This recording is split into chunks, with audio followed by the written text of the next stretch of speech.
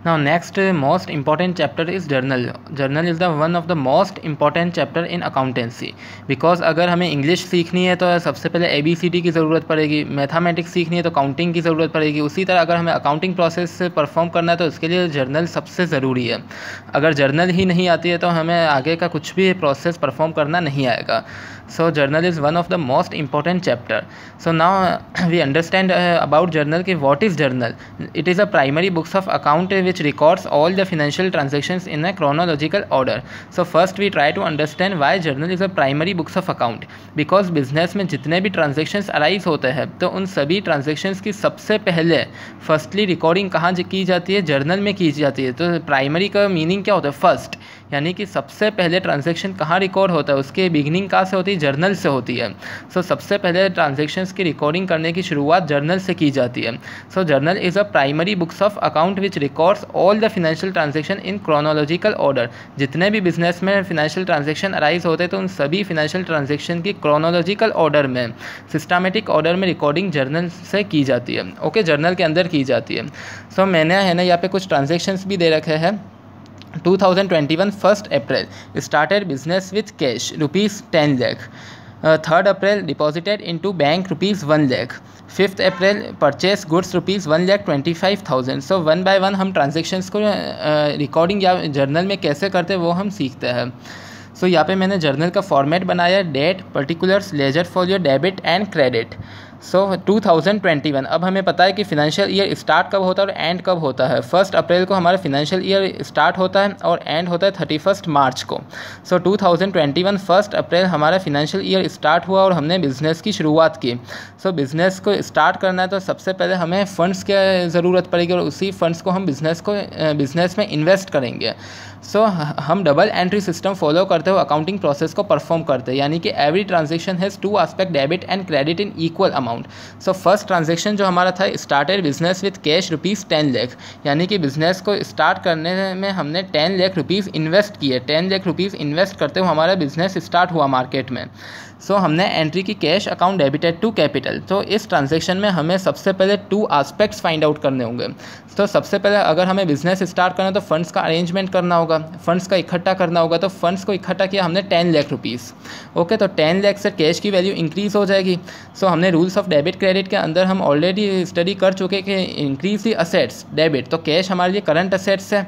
सो अगर current assets की value बढ़ रही है तो हमें डेबिट करना है। सो कैश अकाउंट डेबिट, क्योंकि फंड्स का हमने अरेंजमेंट किया यानी कि कैश की वैल्यू इंक्रीज़ हो गई।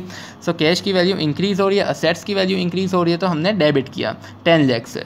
But every transaction has 2 aspect. अगर डेबिट 10 लाख से हो रहा है तो कुछ ना कुछ क्रेडिट भी 10 लाख से होना चाहिए। तो इसी कैश को हमने बिजनेस स्टार्ट करने में क्या किया, इन्वेस्ट किया। तो जितना हमने इन्वेस्टमेंट किया वो लाइबिलिटी को इंक्रीज़ करता है। सो लाइबिलिटी के फॉर्म में हमने कैपिटल अकाउंट को क्रेडिट किया, क्योंकि जितना ओनर इन्वेस्ट करता है बिजनेस एक्टिविटीज़ में वो हम कैपिटल कहते हैं। So cash account debited to capital account, 10 lakh debit is equals to credit. Now next transaction is deposited into bank. अगर हमने बैंक में 1 लाख रुपीज़ डिपॉजिट करवाया है, हमारा बैंक अकाउंट ओपन करवाया है, तो बैंक अकाउंट ओपन करवाने से है ना ट्रांजेक्शन्स कैसे बुक्स ऑफ अकाउंट में रिकॉर्ड होंगे। तो यहाँ से हमें कैसे 2 आस्पेक्ट फाइंड आउट करने के, हमने अगर 1 लाख रुपीज़ बैंक अकाउंट में डिपॉजिट करवाए, सो बैंक भी असेट्स है और कैश भी असेट्स है। बैंक बैलेंस की बात करें तो भी असेट्स, कैश बैलेंस की बात करें तो भी असेट्स।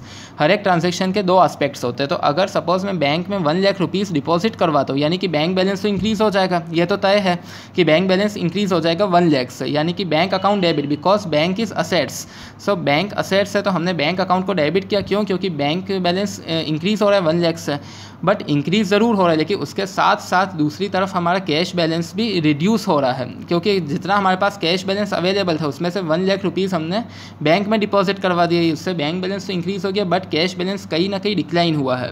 सो एक तरफा देखें तो एक असेट्स की वैल्यू बढ़ रही है, bank account debit, bank balance बढ़ रहा है तो बैंक अकाउंट हमने डेबिट किया। बट दूसरी तरफा देखें तो कैश बैलेंस कम हो रहा है, एक असेट्स की वैल्यू कम हो रही है तो हमने कैश अकाउंट क्रेडिट किया।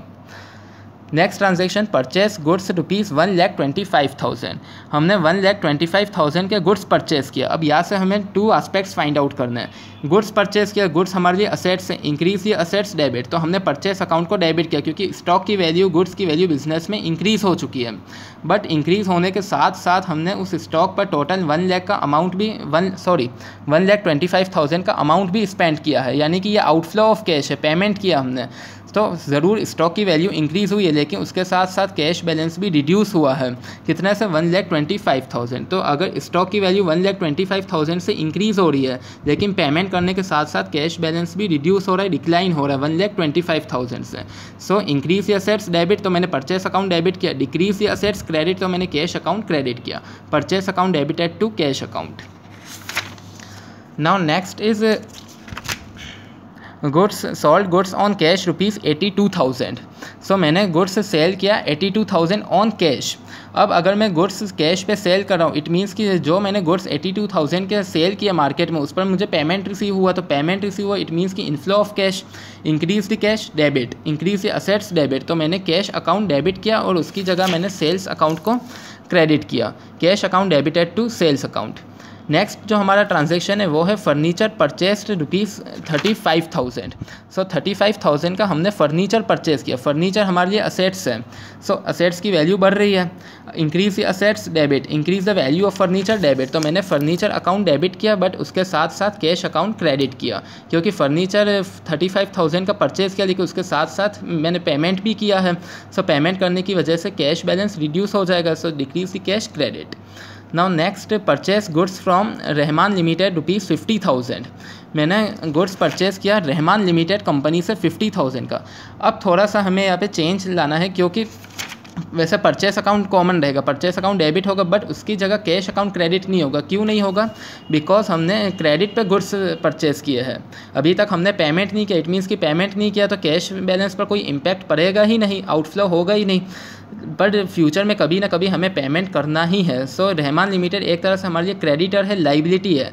So increase the liability credit, तो मैंने है ना रहमान लिमिटेड का अकाउंट क्रेडिट कर दिया, बिकॉज है ना मुझे मेरे लिए ये क्रेडिटर है, क्योंकि आने वाले फ्यूचर में मुझे 50,000 रुपये लौटाने हैं।